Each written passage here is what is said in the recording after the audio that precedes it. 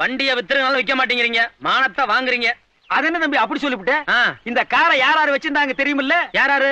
மாந்தூர மகாராஜா வச்சிருந்தாரு, அந்த திருவனந்தபுரம் ஐனஸ் வச்சிருந்தாரு, ஹைதராபாத் நிஜாம் வச்சிருந்தாரு, அதுக்கப்புறம் ஒரு மந்திரி வச்சிருந்தாரு, அதுக்கப்புறம் ஒரு எம்எல்ஏ வச்சிருந்தாரு, அதுக்கப்புறம் சினிமா கவர்ச்சி நடிகை சொப்பன சுந்தரி வச்சிருந்தா, அதுக்கப்புறம் இந்த காரை நம்ம வச்சிருக்கிறோம்.